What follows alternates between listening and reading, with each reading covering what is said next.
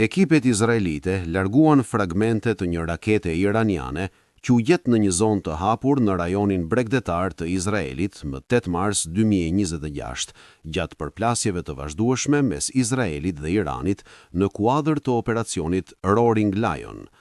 Personeli i sigurisë dhe ekipet teknike dokumentuan dhe mblodhen mbetjet para se t'i transportonin nga fusha bujqësore.